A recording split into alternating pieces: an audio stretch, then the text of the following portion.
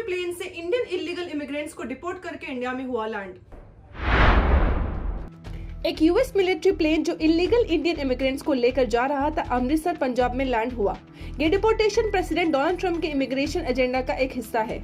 Local media reports के मुताबिक flight 205 या 104 लोगों को वापस लाई, जो ज्यादातर पंजाब और गुजरात से हैं। ट्रम्प एडमिनिस्ट्रेशन मिलिट्री का यूज इमिग्रेशन पॉलिसीज एनफोर्स करने के लिए कर रहा है, जिसमें मिलिट्री एयरक्राफ्ट से डिपोर्टेशन और मिलिट्री बेस पर माइग्रेंट्स को रखना शामिल है।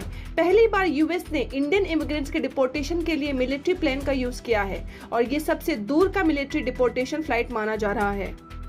पहले ही रिपोर्ट किया गया था कि C-17 एयरक्राफ्ट इंडिया के लिए रवाना हो चुका है, लेकिन पब्लिक फ्लाइट ट्रैकर्स पर इसका कोई रिकॉर्ड नहीं था। लोकल न्यूज चैनल्स ने अमृतसर एयरपोर्ट पर इस प्लेन का लैंड होते दिखाया।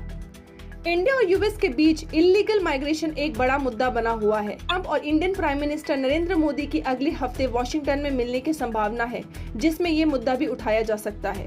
US secretary of state Marco Rubio ने भी इंडियन फॉरेन मिनिस्ट्री जयशंकर से भी पिछले महीने मुलाकात करके इर्रेगुलर माइग्रेशन को लेकर यूएस इंडियन सहयोग पर जोर दिया। न्यू दिल्ली ने कहा कि वो इलीगल इमिग्रेंट्स को तब तक वापस लेने के लिए तैयार है जब तक उनका वेरिफिकेशन पूरा ना हो जाए। यूएस अब इंडिया का सबसे बड़ा ट्रेडिंग पार्टनर है और दोनों देश चाइना को काउंटर करने के लिए अपनी स्ट्रैटेजिक पार्टनरशिप बदल रहे हैं। साथ ही इंडिया स्किल्ड वर्कर्स वीजास को लेकर यूएस से ज्यादा सहूलियत की उम्मीद रखता है। पेंटागन के मुताबिक 5000 माइग्रेंट्स को यूएस अथॉरिटीज वापस भेजने वाले हैं। एक रिपोर्ट के मुताबिक ग्वाटेमाला भेजे गए एक माइग्रेंट फ्लाइट पर कम से कम $4,675 का खर्चा आया था।